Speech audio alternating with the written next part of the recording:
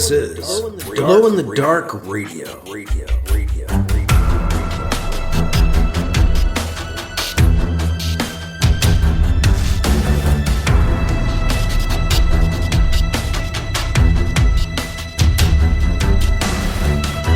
The science fiction podcast with original independent science fiction written and performed by Mike Luoma, with music by Kevin MacLeod.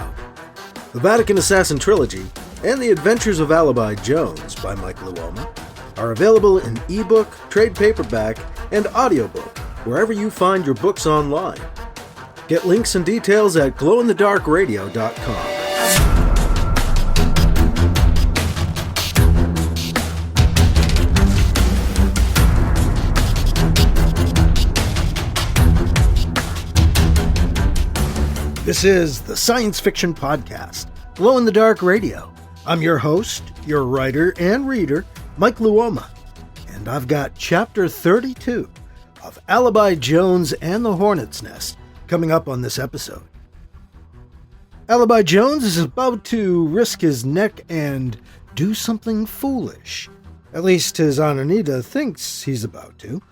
Alibi is floating in space outside his cruiser, near the great ship, the Ghost Ship of the Rhoday, and a Solar Alliance stinger ship. The great ship of the Rhoday has been invaded by the surviving energies of the elite of the ancient enemy, who moved ahead through time but failed to incorporate into bodies when Azimuth tried to re-embody their host, and they became the disembodied energies now known as the Hunger. Well, the Hunger have taken over part of the great ship of the Rhoday. The Rhoday are hoping Alibi Jones can help them drive the Hunger out. The enemy of my enemy, perhaps.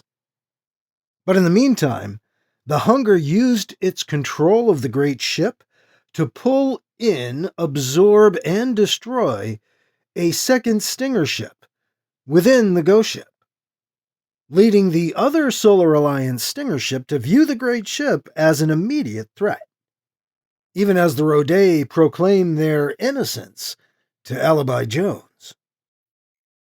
We'll find out who makes the next move as we get into Chapter 32 of Alibi Jones and the Hornet's Nest on this episode of Glow in the Dark Radio.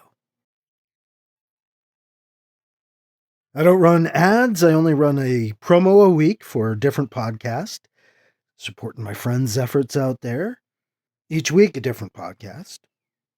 So no ads and just a promo. And the only way that this succeeds, that I succeed, is with your help, because it's patrons who help keep this podcast going, who help keep Glow in the Dark Radio happening all these years.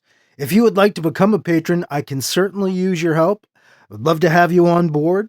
You can do it for as little as $2 a month, as much as $10 a month. It's all up to you.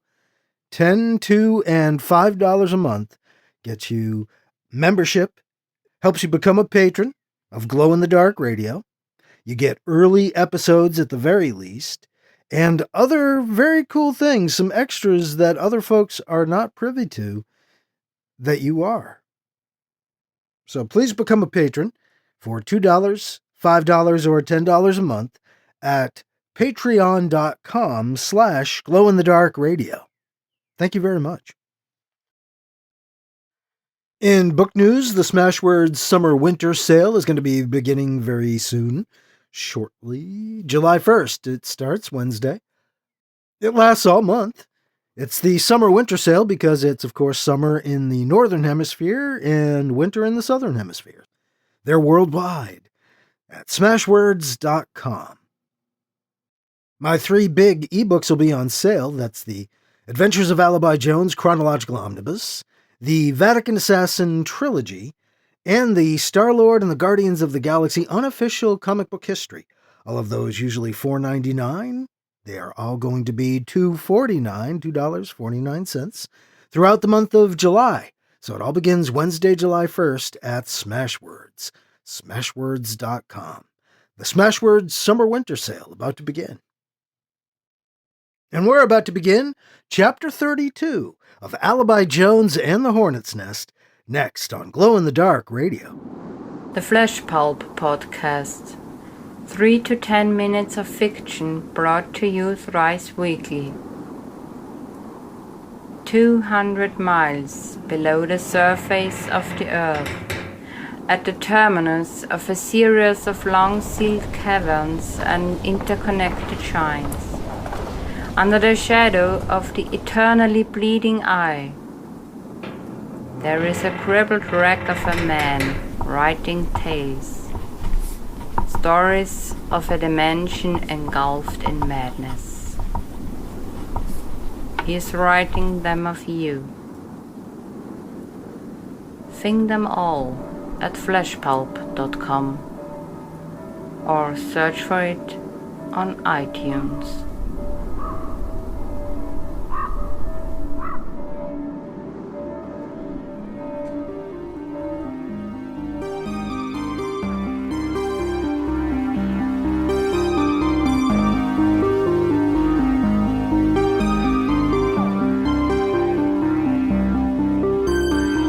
Now here's Chapter 32 of Alibi Jones and the Hornet's Nest on Glow-in-the-Dark Radio. "Damn fool boy," she said. "What?" Alibi protested. "I know what you're saying even when you don't say it. You won't come on board," she said. "What do you plan to do next? Care to fill the rest of us in?" "I'm going back on board the big ship," Alibi said. "Help them fight the ancient enemy."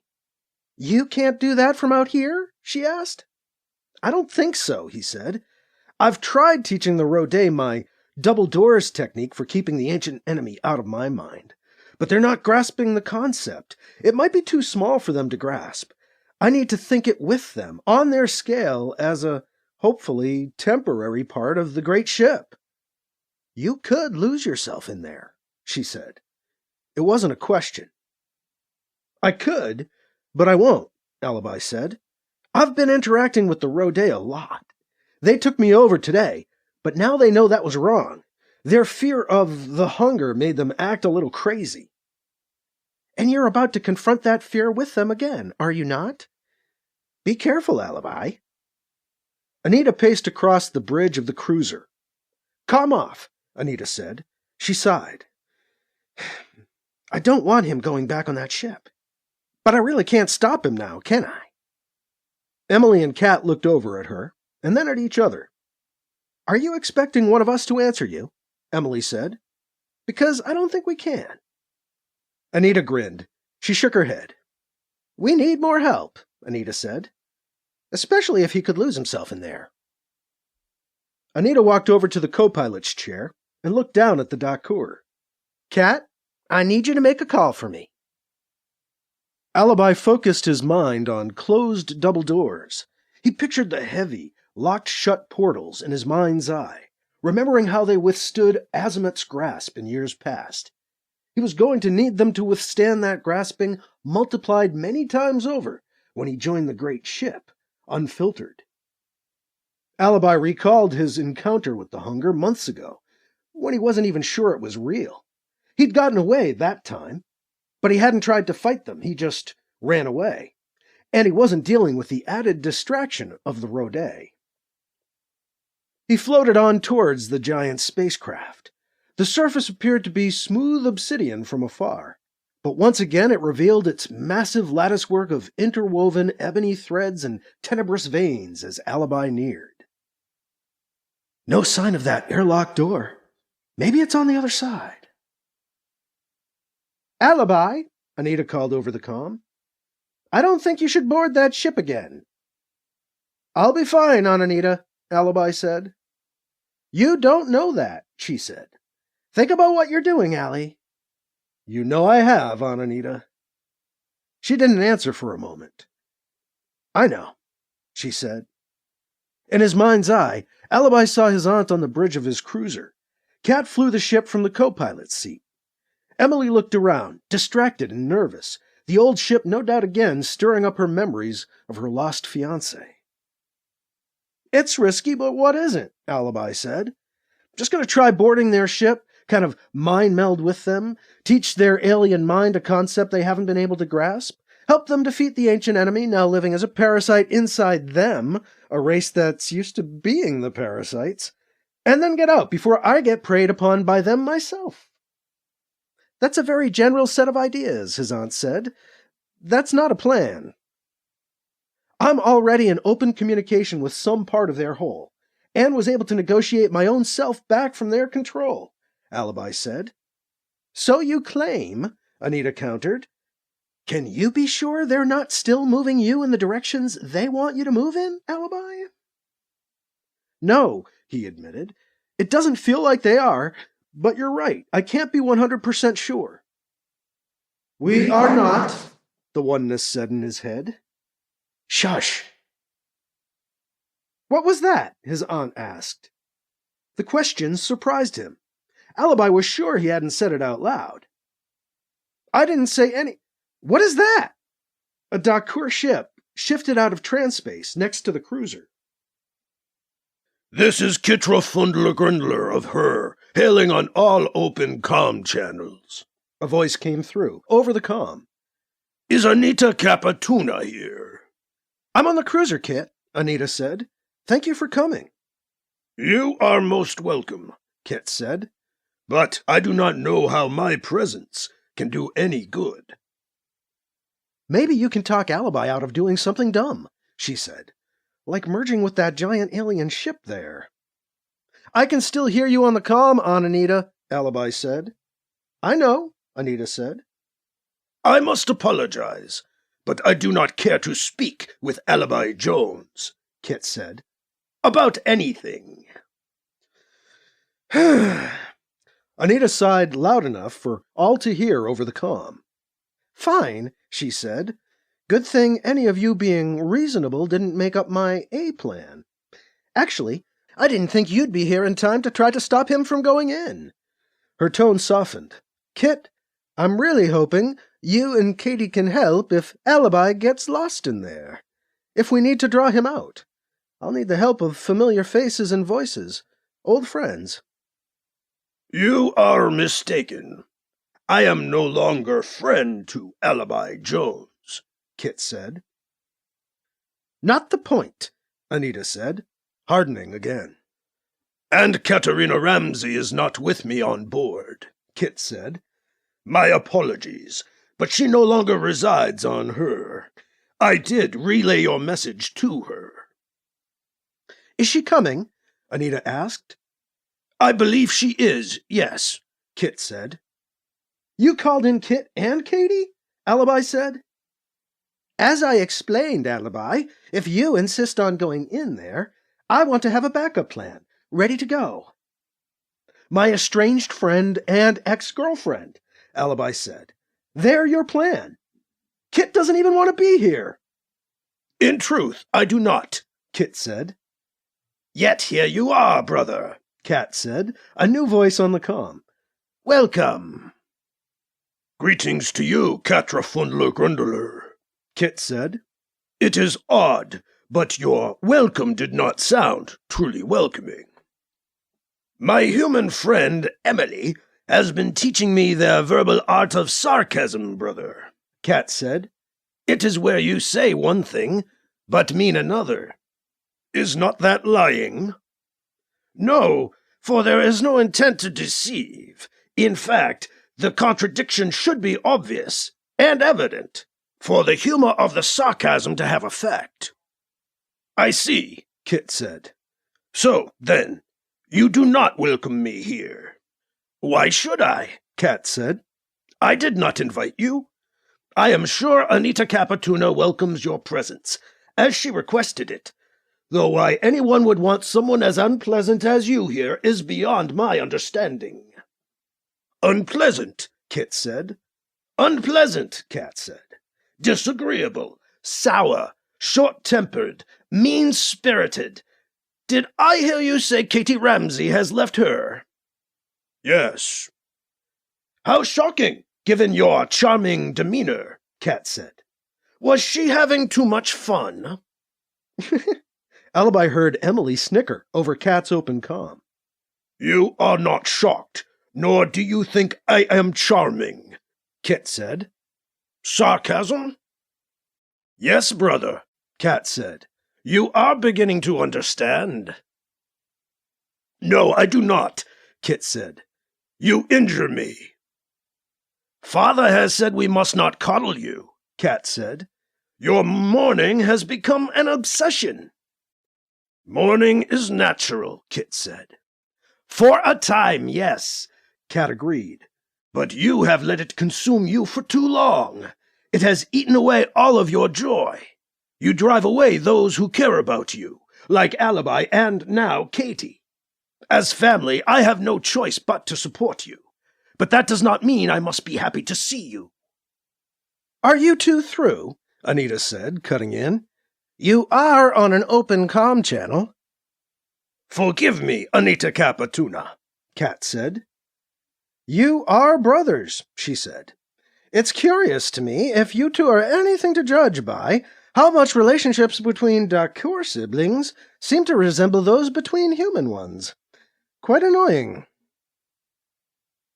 Alibi listened to the conversation as he drifted closer to the great ship of the Rhoday, but he wasn't giving it his full attention. He couldn't. The great ship was more demanding. As he neared, Alibi felt more than saw thoughts, souls, flash along the ebony strands that made up the surface. Surrounded by his own living exosuit, Alibi could sense the life of the great ship in a way he couldn't when they'd first visited. They reached out for him, pulling him in, drawing their brethren back in, drawing Alibi in after feeling him before. Tendrils reached out for him, for them, Alibi and his oneness, for he could now sense the greater oneness, the great ship, as a greater whole, many more beings and minds and souls than the oneness Alibi had been exposed to. There was a warmth and a welcoming. Alibi extended a tentative mental feeler to absorb the warmth, but also held shut his double doors, trying desperately to maintain hold of his essential self. He's gone in, Emily broke the news over the comm. Anita scanned the surface of the alien hulk, where Alibi had been moments before. There was no sign of him. I hope he knows what he's doing, Anita said. I am sure he does not, Kit said. Not helpful, Anita said. Alibi Jones. My name is Alibi Jones. And we are the oneness, the ship sang in his mind. But not the oneness I knew. The greater oneness.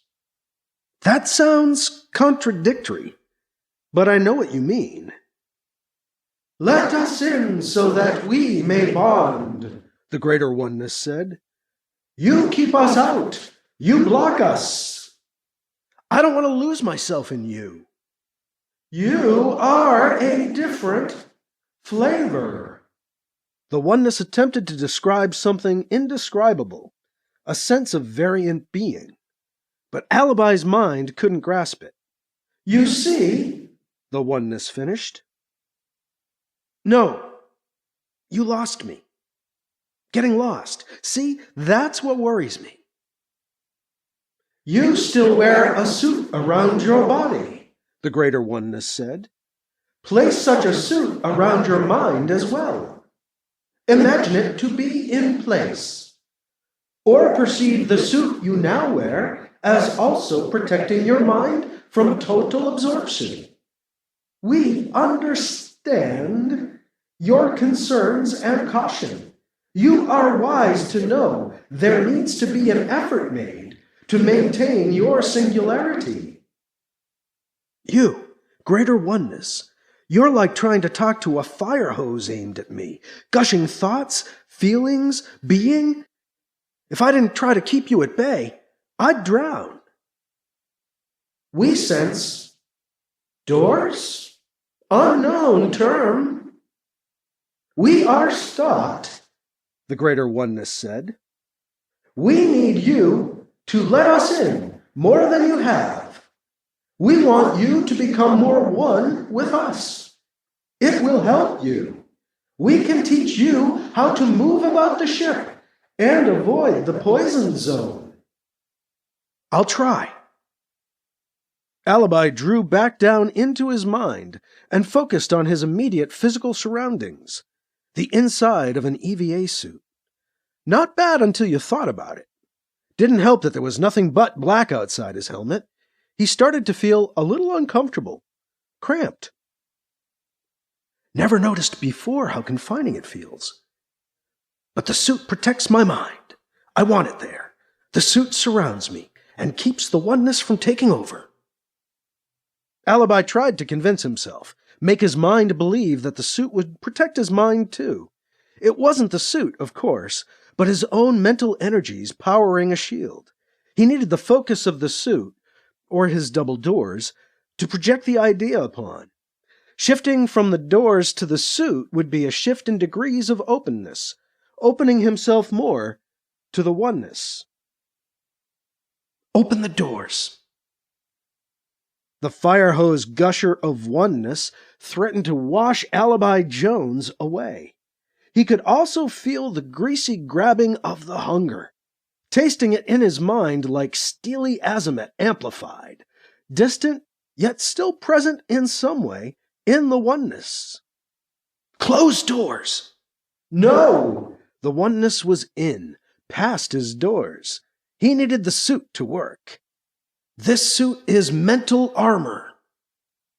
Alibi felt the mental onslaught of the greater oneness diminish in intensity. The taint of the hunger on the oneness went away.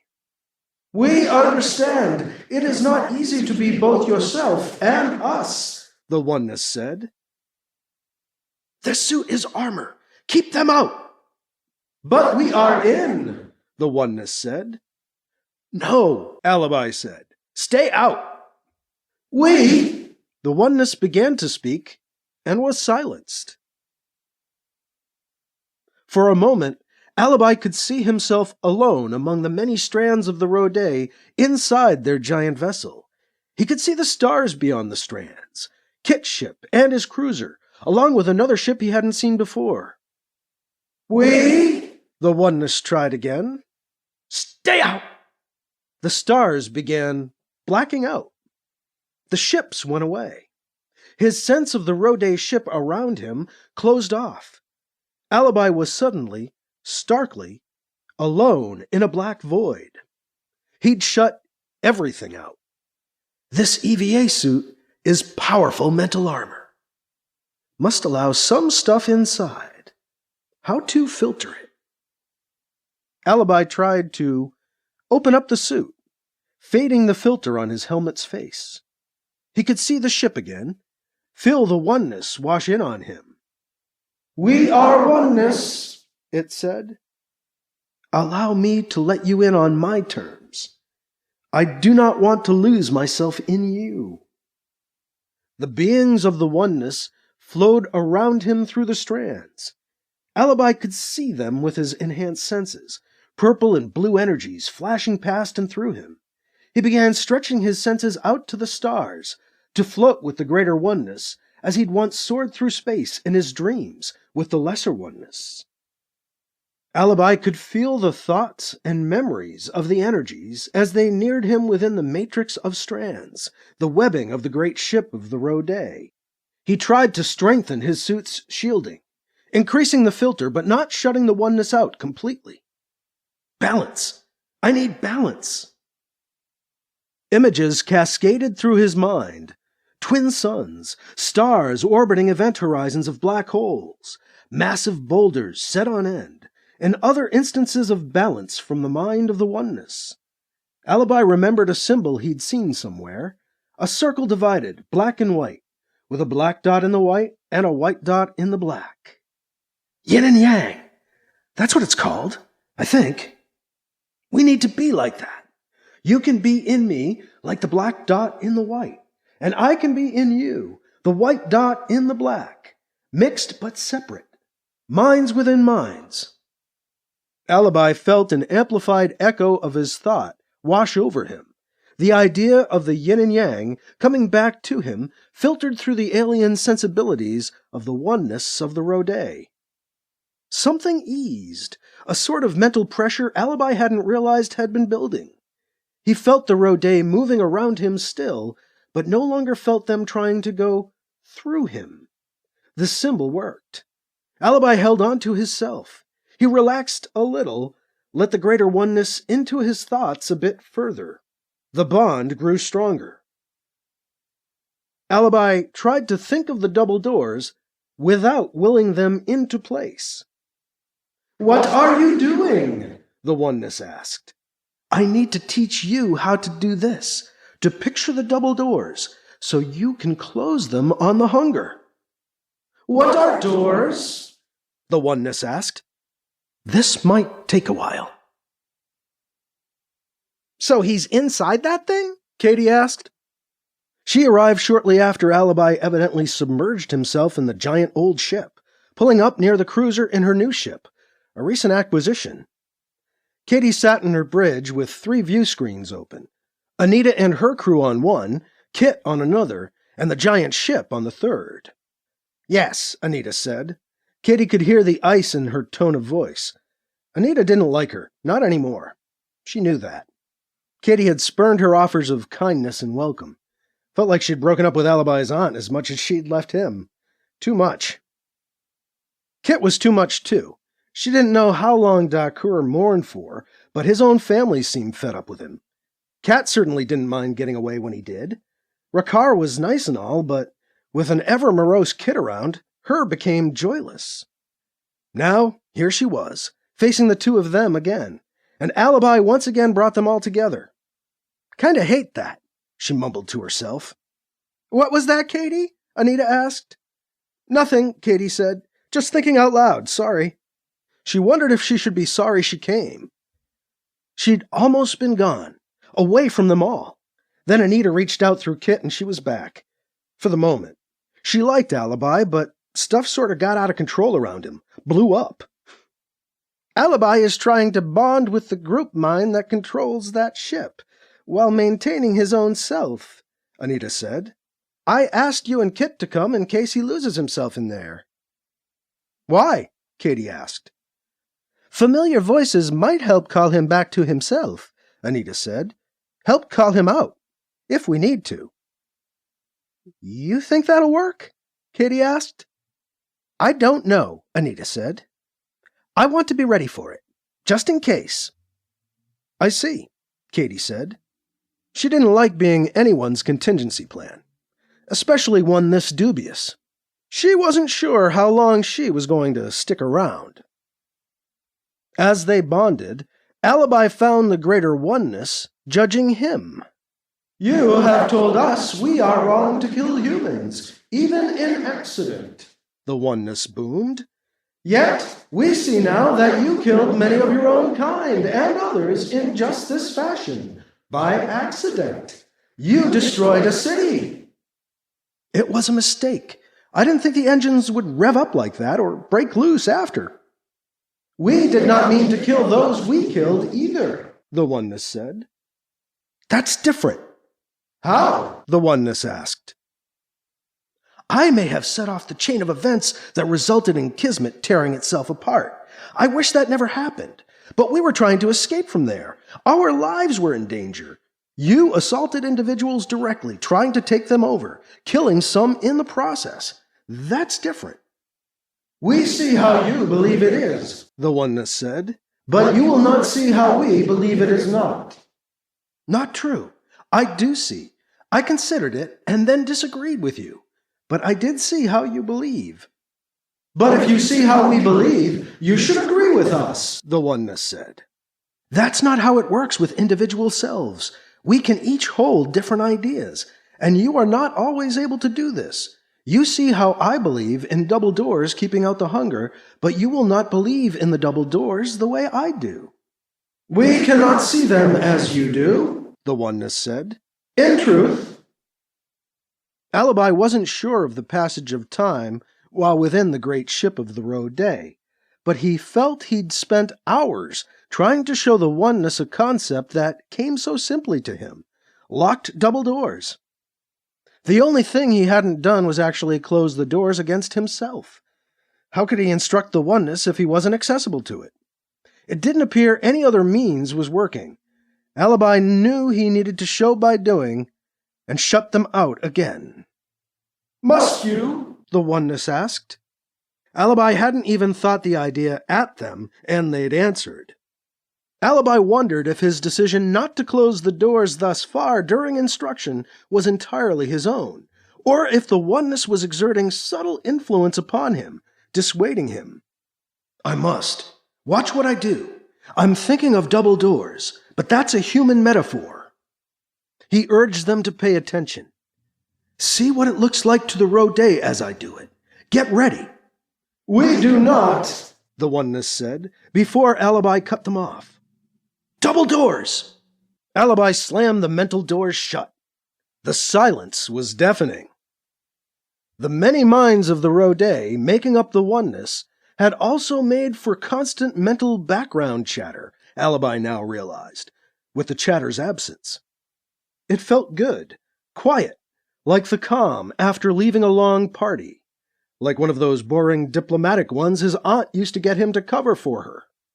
He sighed. He wasn't allowed to leave those for very long, either. Time to get back to the party. Double doors, open. "Yes," the Oneness said. "This time we see." Joy and happiness from the Rhoday flooded over Alibi. "Yes?" "We now see what you mean by doors," the Oneness said. "Portals? But no, this is not what we see you do. It's different. A blocking. We could not do this to each other in the Oneness." "Not to each other, but could you do it to the hunger?" Speak of the devil. Alibi had tried to stay away from the energies of the hunger within the great ship, but must have drifted closer after closing his double doors. Or maybe the familiar blocking action got the ancient enemy's attention. But the joyful emotions he'd felt were replaced in an instant with a wash of panic and fear as the hunger sidled up next to Alibi and the gathered energies of the Rhoday Oneness. "Stop trying to fight us. We could accomplish so much together. This magnificent vessel can be home to us all. Why do you continue to deny us the Oneness?" "We know what you are," the Oneness said, "and we know an all-consuming hunger such as yours is never fully sated. You might be content for a while with some of the great ship given free rein, but given that free rein, we are sure you will soon hunger for it all. It is your nature." How profound. This doesn't sound like the Oneness we knew. "We have bonded with Alibi Jones," the Oneness said. "We now have all his memories of you." "You do?" "You do?" "We do. He has taught us many things. Like this. Double doors." "No!" The hunger was silenced. Alibi, still part of the Oneness, felt their presence, but the chatter subsided. The Oneness was focusing. The Oneness formed a mental front and started pushing at the hunger, forcing away their energies, trying to take back their ship. The Oneness became a flowing barrier wave, its energies moving back the hunger. The hunger started pushing back. The Oneness was stopped. Alibi then felt a sort of shifting of the hunger's mental energy away from him and the Oneness. Retreat? The hunger drew itself down into the front half of the Rhoday vessel. The great ship trembled. The exterior surface started to pucker and ripple. Tendrils snaked out and began pushing against the ship itself. The half the hunger had retreated into was trying to rip the ship in two, pull the front half of the ship away from the other half. The Oneness kept their double doors closed, trying to resist. The hunger continued to animate its side of the ancient ship, pushing tendril by tendril against the other half, trying to pull itself apart. The Oneness tried to reach through the breaches ripping in the fabric of their ship, their self, to stop the hunger from rending the ship in two. Alibi felt the double doors slip open as the Oneness tried to do too much at once. The hunger finished its work and ripped itself away in the front end of the great ship, tearing the Rhoday mass in two. The chattering voices of the oneness returned. Now they were screaming.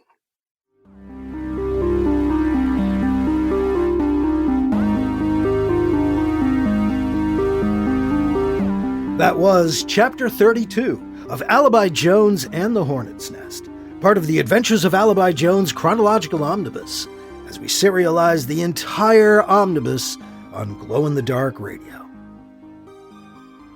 Well, thanks to Alibi Jones's Aunt Anita, both Kit and Katie are back on the scene. She wants them there to help draw Alibi out of the giant ship of the Rhoday, if need be. But neither of them really seem to want to be there. Alibi is working within the great ship, working with the greater oneness of the Rhoday to fight against the hunger of the ancient enemy.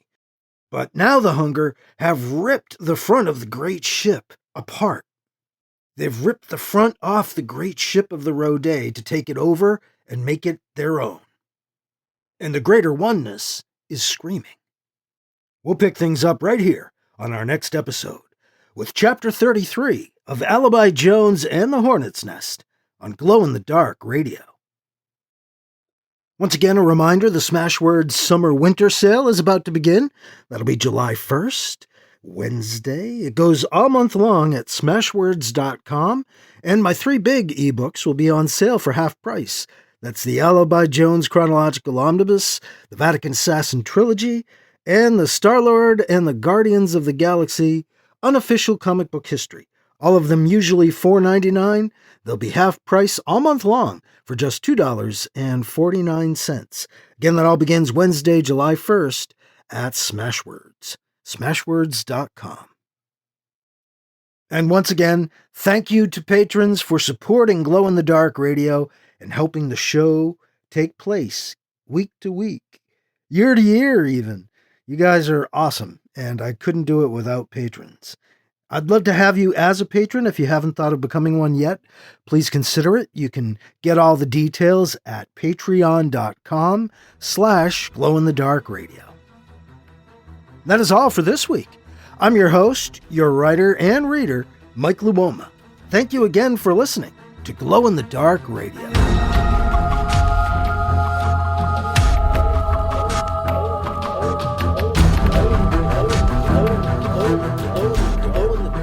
Glow-in-the-Dark Radio.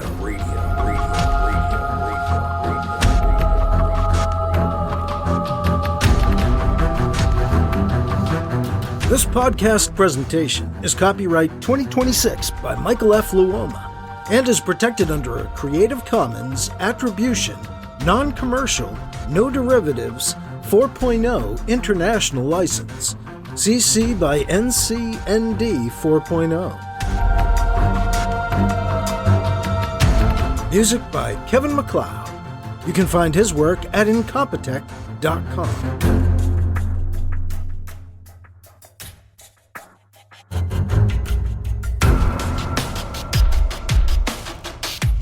Mike's books are available in ebook, paperback, and audiobook, wherever you find books online.